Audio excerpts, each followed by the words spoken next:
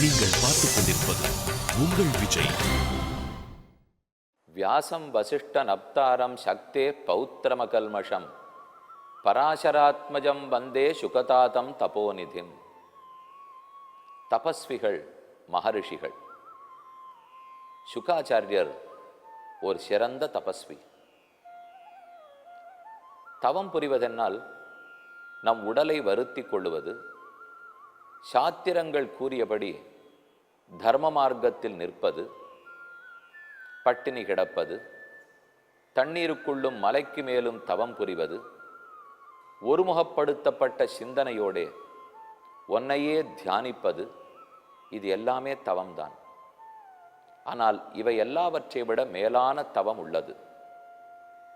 ஒன்று தப ஆலோசனை என்று தாது. மேலும் மேலும் ஒரு விஷயத்தை பற்றி நன்கு ஆராய வேண்டும். அது ஏதோ தாழ்ந்த விஷயத்தை பற்றி இருக்கக்கூடாது, உயர்ந்த விஷயத்தை பற்றி ஆராய வேண்டும். அதைத்தான் மீமாம்சா என்று சான்றோர்கள் கூறுகிறார்கள். பூஜ்ய விஷயம், உயர்ந்த விஷயத்தை பற்றின ஆராய்ச்சி. அந்த ஆராய்ச்சியால் நமக்கு எத்தனையோ நன்மைகள் கிட்டும். நாம் சில காலம் படிக்கிறோம்.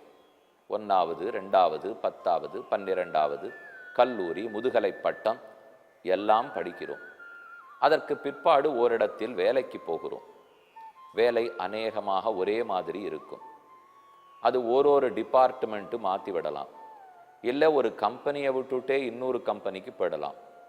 ஆனால் எப்போதும் லா படித்தவர் லாயராகத்தானே ப்ராக்டிஸ் பண்ணியானோ.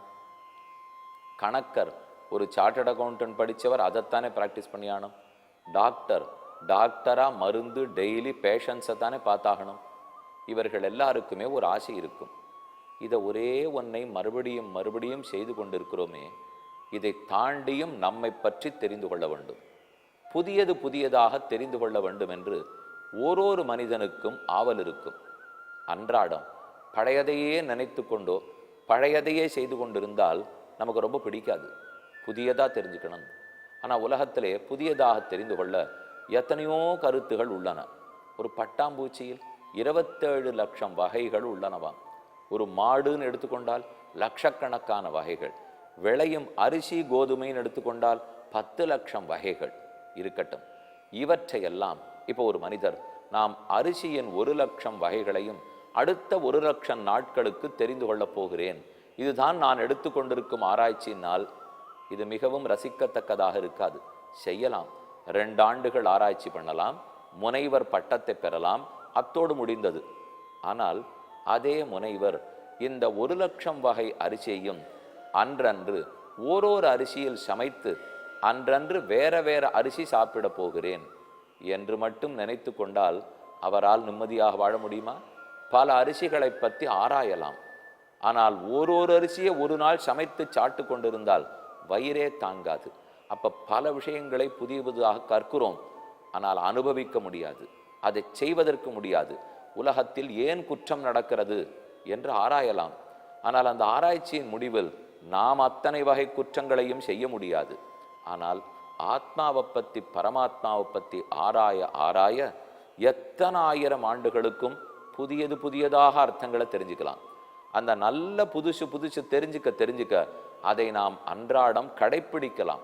பெருமானை பற்றி என்னென்னலாம் தெரிந்து கொள்ளுகிறோமோ அனைத்தையும் கடைப்பிடிக்கலாமே. அவருக்கு எத்தனை குணங்கள் உள்ளன, ஒரு நாள் ஒரு குணத்தை அனுபவிக்கலாமே. அரிசி எத்தனை வகைன்னு தெரிஞ்சினதுக்காக சாப்பிட்டு பார்க்க முடியாது. ஆனால் பெருமான் எத்தனை வகைன்னு தெரிஞ்சினதுக்காக நான் அனுபவிக்க முடியும். அதுதான் ஆன்மீகத்துக்கு இருக்கிற சிறப்பு. அதனால்தான் லாயர்கிட்ட பேசி பாருங்கோ, சார்ட்டர்ட் அக்கௌண்டன்ட்டுக்கிட்ட பேசுங்கோ, டாக்டர்கிட்ட பேசுங்கோ. எல்லாரும் கோயிலுக்கு வருகிறார்கள், எல்லாரும் சொற்பொழிவுக்கு வருகிறார்கள், எல்லாரும் தொண்டாற்ற துடிக்கிறார்கள். ஏனால் எல்லாத்த விட இது அவ்வளவு விரும்பத்தக்கதா இருக்க.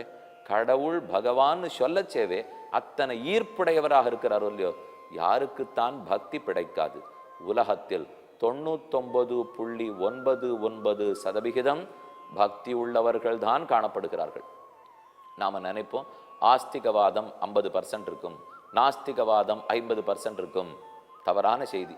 ஆஸ்திகவாதம் தான் 99.99. சாமி, அந்த 0.01 அவர்கள் நாஸ்திகர்களானா? இல்லை, அவர்களும் நாஸ்திகர்கள் அல்ல, இன்னும் விஷயம் தெரிஞ்சுக்காத்தினால பேசிட்டு இருக்காளே தவிர கொஞ்சம் ஆராய்ந்தால் உண்மை தெரிஞ்சு போயிடும். நாம் கண்ணை மூடிண்டோம்னால் உண்மையை பார்க்க முடியாது. கண்ணையும் காதையும் திறந்து வச்சு ஆராய வேண்டும்.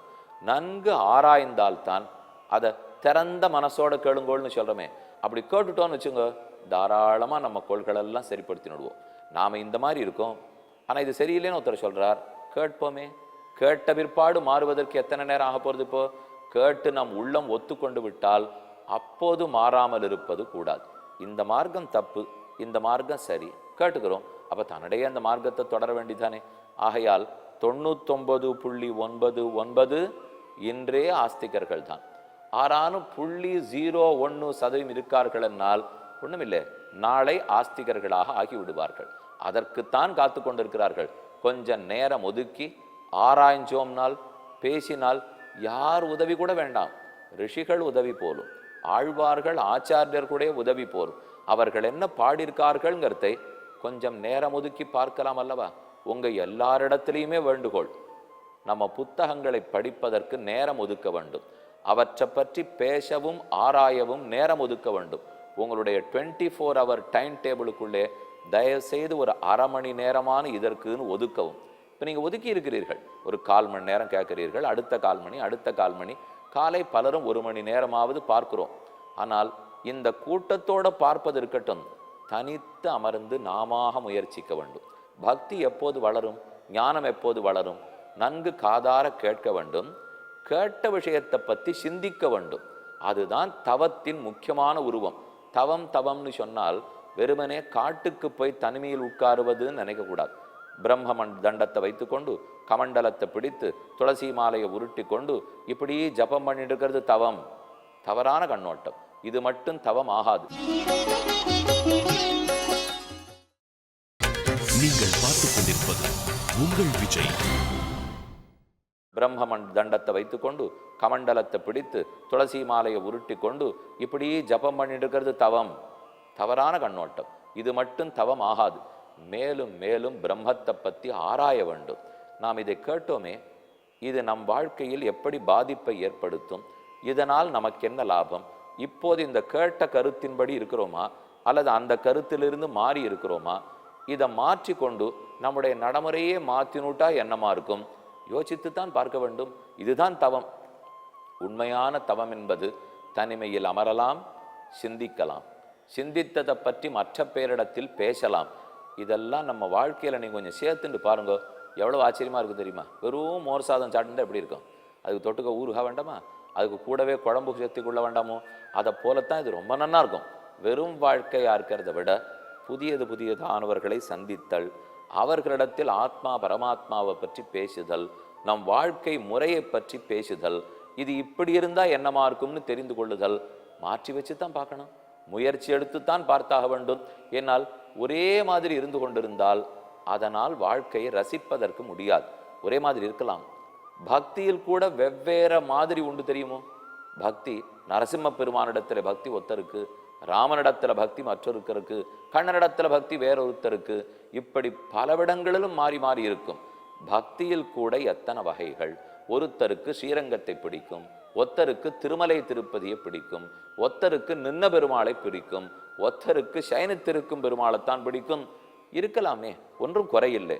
ஒருத்தருக்கு திருப்பதி லட்டு தான் பிடிக்கும், இன்னொருத்தருக்கு திருவல்லிக்கேணி சக்கர பொங்கல் தான் பிடிக்கும், மற்றொருத்தருக்கு திருக்கண்ணபுரம் முனியதரையன் பொங்கலைத்தான் பிடிக்கும். எதுவும் இருக்கலாம், ஆனால் அது பக்தியில் இருக்க வேண்டும். ஆக புதியதாக அனுபவிக்கணுமா? நல்லது நமக்கு வாழ்க்கைக்கு எதுவோ அதை தெரிந்து கொள்ள வேண்டுமா? அப்ப ஆராய வேண்டும், நன்கு ஆராய்ந்து முடிவெடுக்க வேண்டும். அதைத்தான் தவம்னு கூறுகிறார்கள். தபஸ்ன்னு சொன்னாலே கண்ணுக்காத மூடிக்கொள்ளாமல் திறந்து வைத்து ஆராய வேண்டும். யோசிக்கத்தான் நிறைய ஐடியாஸ் வரும்.